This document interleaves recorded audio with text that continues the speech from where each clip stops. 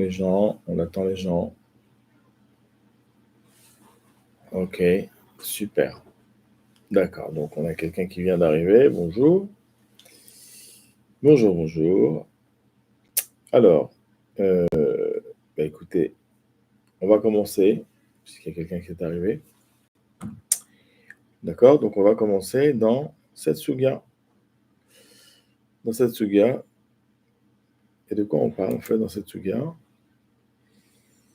Eh bien, donc nous sommes page 35b, dans la Gemara Brachot, et il y a une magnifique sugya là-bas, qui nous parle des yesodot, qui nous parle des fondements, des fondements en fait de la grande question, est-ce qu'il vaut mieux étudier, est-ce qu'il vaut mieux étudier la Torah, est-ce qu'il vaut mieux travailler, ou est-ce qu'il faut faire les deux?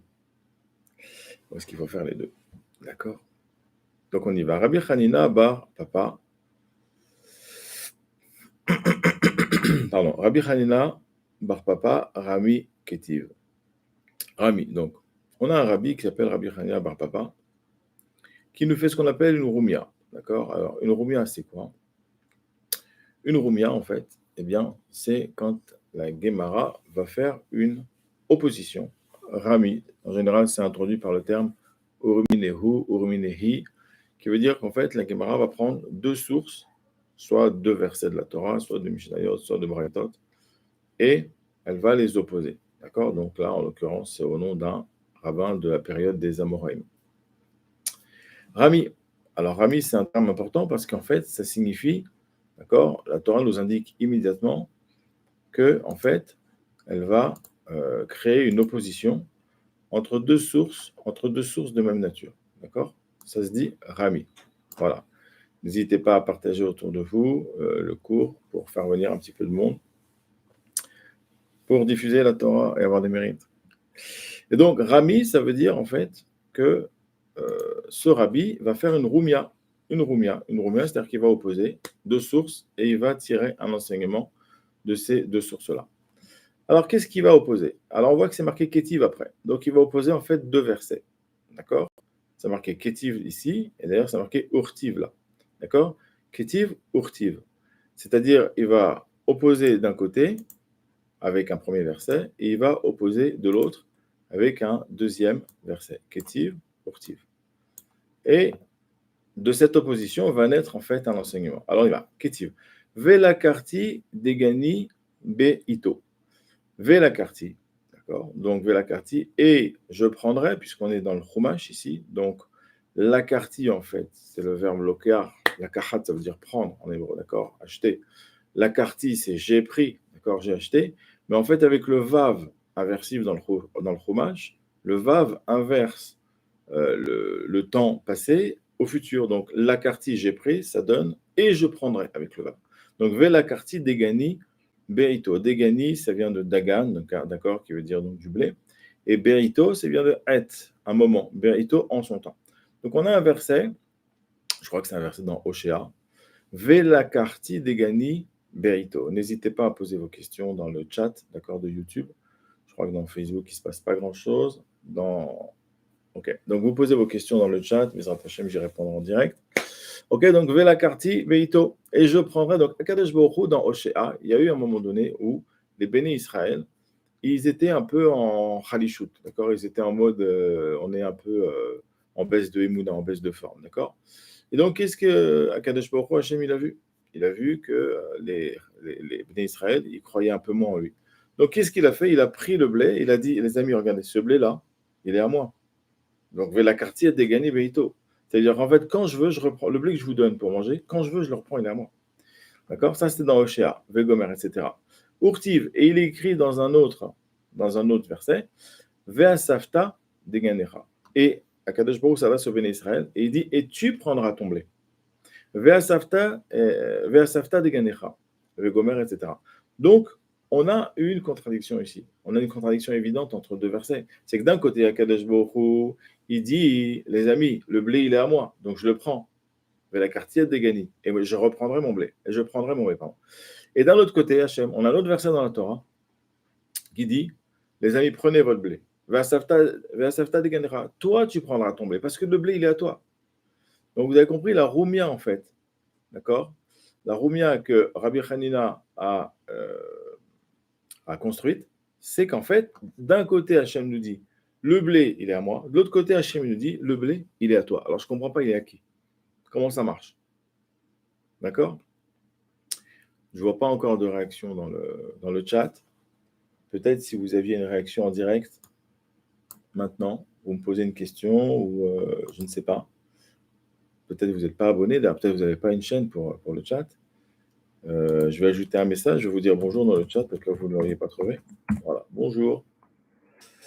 Ok, donc en tout cas, je vois vos questions si vous en avez. N'hésitez pas à partager en masse, d'accord? Et qu'on puisse avoir un petit cours sympathique de une dizaine de minutes, un quart d'heure, je ne sais pas, le temps qu'on prenne nos marques. Donc on continue vers Safta les Gana. Alors maintenant, la résolution, d'accord? La résolution de l'Agmara. Alors comment l'Agmara va résoudre ça? Comment l'Agmara va résoudre ça? L'Agmara va résoudre de cette manière, de la manière suivante. Kan bisman chez Israël aussi une retsono shel makom. D'accord? Donc, Kan, ici, il y a un verset, c'est bisman chez Israël aussi une retsono shel makom. D'accord? Et il y a un verset, Kan bisman chez Ein Israël aussi retsono shel makom. Et ici, il s'agit donc d'un moment où les bénis Israël ne font pas la volonté d'Hachem, ne font pas la volonté d'Akadosh Baruch Hu. D'accord? Alors, si vous remarquez bien, c'est marqué Kan ve Kan, d'accord? C'est-à-dire ici. Kan, ça veut dire ici. Donc, en gros, en fait,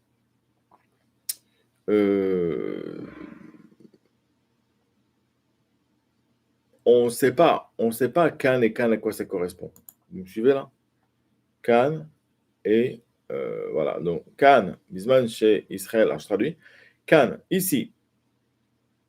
Attendez une seconde, je reprends. Oui, donc Tiv, il est écrit d'un côté ce verset-là, qui dit que Hachem, le blé lui appartient. Kan, il est écrit de l'autre côté que ce verset, donc, qui dit que le blé appartient au contraire au béni Israël. D'accord? La kasha. La Gemara dit la kasha. Ça, c'est pas une contradiction. On peut très bien expliquer, on peut très bien résoudre. Comment? Kan, bisman chez Israël aussi retsono. Ici, il s'agit donc du moment où Israël font la volonté de Dieu. D'accord? Kan bisman chez En Israël aussi retsono shel makom. Ici, il s'agit du moment où Israël ne font pas la volonté de Dieu. C'est-à-dire qu'en fait, les deux versets dont on a parlé, où il y a un verset qui dit Hachem, il dit que le blé est à moi, et un autre verset où Hachem dit le blé il est à vous, Ben Israël, d'accord? Il n'y a pas de contradiction. En fait, le moment où Hachem dit le blé est à moi, c'est quand les Ben Israël sont un petit peu en baisse de régime au niveau de l'Emouna. Donc Hachem, il leur montre qu'il est capable de prendre son blé à lui, pour lui, au lieu de leur donner. Et le moment où les bénis Israël, ils font complètement la volonté de Dieu, à ce moment-là, qu'est-ce qui se passe? À ce moment-là, au contraire, Hachem leur dit, ben voilà, vous savez les amis, mes enfants, le blé, il est à vous. D'accord? Super.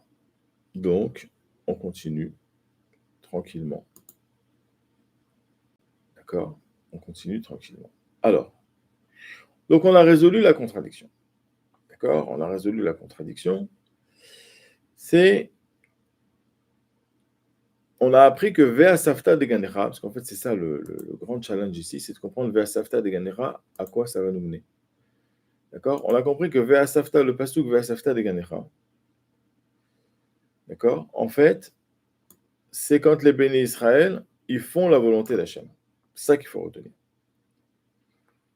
D'accord? Quand les bénis Israël, ils font la volonté d'Hachem, c'est ça Vea Safta de Ganera. Pourquoi?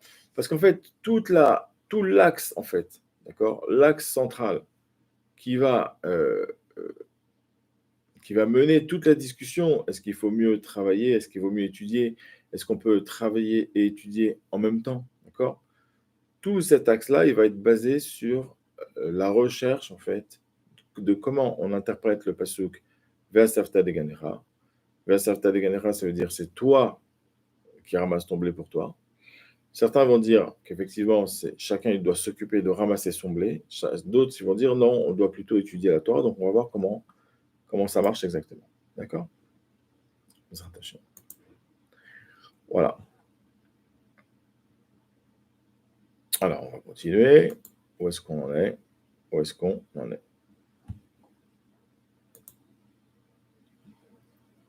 Alors, Tanou Rabanan. On rentre dans une nouvelle Tanou Rabanan. D'accord? Tanou Rabanan, c'est-à-dire, c'est pour indiquer en fait, une Tanou Rabanan, c'est pour indiquer en fait une Braïta. D'accord? Donc, on est dans une Braïta là. Une Braïta, donc c'est une sorte de Mishnah. Tanou Rabanan. Il y a une Braïta qui enseigne la chose suivante. Ve'asafta de ganecha ma talmud lomar. Donc là, la Braïta, elle ne se gêne pas, d'accord? Elle dit Ve'asafta de ganecha, le pasuk Ve'asafta de ganecha, ma talmud lomar. Ma talmud lomar, ça veut dire qu'est-ce qu'il est venu nous enseigner? En fait, c'est quoi le pshat, quoi? Le pshat, c'est quoi? Ça veut dire quoi, le pshat? C'est comment on comprend ça, d'accord? Ve'asafta de ganecha, et tu ramasseras ton blé. Comment on comprend ce pasuk et comment on va l'appliquer surtout, d'accord? Alagmar, elle dit les fiches chez Nehemar, du fait qu'il est dit, d'accord? Les fiches chez Nehemar, du fait qu'il est enseigné. Deux points. Lo Yamouche, il ne quittera pas Sefer à Torah Azé, ce livre de Torah, ce Sefer Torah, mi-pira de ta bouche. D'accord? Il y a un verset de la Torah qui dit que le Sefer Torah ne devra pas quitter notre bouche. D'accord? Yachol, l'Agma, elle dit que ce verset de la Torah, d'accord, n'hésitez pas à partager en masse ce live, d'accord, pour qu'on puisse avoir un petit peu de monde sur Facebook, sur YouTube, je suis aussi sur Instagram, d'accord, sur WhatsApp, d'accord, qu'on ait un petit peu de monde. Alors, comment on va interpréter ça? Les filles chez Nehemar, du fait qu'il est dit, d'accord, je reprends dans le texte. Tanou Rabbanan. Les filles chez Nehemar, du fait qu'il est dit le pasuk suivant, Lo Yamouche, d'accord, il ne quittera pas Sefer à Torah Azé, ce Sefer Torah, d'accord, ce livre de la Torah, mi picha de ta bouche. Yachol, ça veut dire tu peux, Yachol, tu pourrais, en fait. Tu pourrais, Yachol devarim kirtavan. Alors, Yachol, tu pourrais croire, d'accord? Yachol, ça veut dire tu peux, tu pourrais croire. Yachol devarim kirtavan. Devarim Kirtavan, que les paroles de ce pasuk-là, lo Yamouche, Kirtavan, elles sont telles qu'elles sont écrites. Tu pourrais croire qu'il faut interpréter les paroles de Devarim Kirtavan, pardon, tu pourrais croire qu'il faut interpréter les paroles du verset lo Yamouche, Kirtavan, au pied de la lettre. Je reprends. Il y a un pasuk de la Torah qui dit lo Yamouche, il ne quittera pas Sefer à Torah Azé, ce Sefer Torah, mi pira de ta bouche. Ça veut dire que ta bouche, elle devra tout le temps être en train de courir sur le texte de la Torah. Ça veut dire qu'en fait, on doit tout le temps, d'après ce verset, je n'ai pas dit que c'est la halakha, attention, mais d'après ce verset, on doit tout le temps, en permanence, faire courir notre bouche sur les psukim de la Torah, les Mishnayot dans les siffrés de Mishnayot, les Braithot, le Talmud. On doit tout le temps être en train d'étudier. Ça, c'est d'après le verset Lo Yamouche. Ok? Maintenant, que nous dit la page de Talmud? Il nous dit Yachol Devarim Kirtavan. Yachol. Tu pourrais croire que ce pasuk, Devarim Kirtavan, les paroles, elles sont telles qu'elles sont écrites. Tu pourrais croire que il faut interpréter ce pasuk au pied de la lettre. C'est-à-dire que vraiment, Bémet, on n'aurait jamais le droit de quitter l'étude de la Torah. Talmud Lomar, c'est pour ça qu'on t'a enseigné. Talmud Lomar, ça veut dire, c'est la raison pour laquelle il t'a été enseigné l'enseignement suivant. Alors, de quel enseignement on parle? Alors, il dit, regardez, Talmud Lomar. C'est pour ça qu'on t'a enseigné le pasuk Ve'asafta de Ganecha. Ve'asafta de Ganecha. Pourquoi? Parce que justement, comme le pasuk qui dit Lo Yamouche, le Sefer Torah ne quittera jamais ta bouche, ça veut dire que tu devras tout le temps être en train d'étudier, tout le temps dans l'étude. Tu devras tout le temps être en train d'étudier. C'est pour ça qu'on t'aurais pu croire ça, et c'est une erreur. C'est pour ça qu'on t'a enseigné le pasuk dans la Torah ailleurs, Ve'asafta de Ganecha. C'est quoi Ve'asafta de Ganecha? C'est à toi de ramasser ton blé. C'est à toi. Ça veut dire que c'est autorisé de quitter l'étude pour t'occuper de ta parnassa. C'est autorisé de quitter l'étude pour t'occuper toi-même de ta parnassa. Vea safta, deganecha. Toi, tu vas aller, tu vas sortir du Beth Midrash et tu vas, je sais aujourd'hui c'est complètement le contraire parce que nous on sort du travail justement pour aller étudier un peu. Mais dans le Talmud, enfin dans la tête des Chachamim, dans la tête des Kadosh Baruch, c'est le contraire en fait. On est vissé au limoud et il faut nous trouver une bonne raison de sortir de l'étude. D'accord. C'est Olama pour le monde il est à l'envers. Donc, ça veut dire quoi? Ça veut dire que Ve'asavta deganecha, c'est une autorisation, en fait, ce pasuk. Ça te donne l'autorisation de quitter l'étude pour aller t'occuper de ta parnassa. D'accord? Voilà.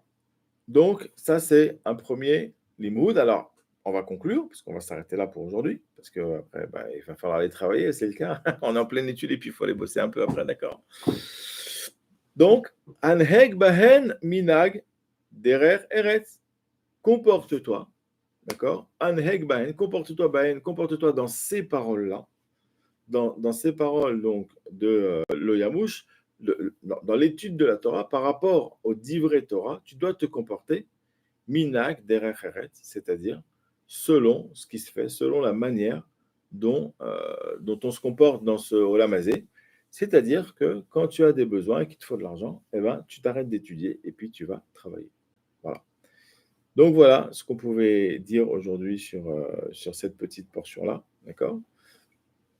N'hésitez pas à vous abonner, à liker, et puis à guetter le prochain live, Bezrat Hashem, si je vois qu'il y a de l'engouement et que ça plaît, eh bien Bezrat Hashem, on refera un autre live sur le même sujet, puisque c'est un sujet qui est très intéressant et qui est très long à traiter, enfin très long, qui prend du temps. Voilà. Bye bye.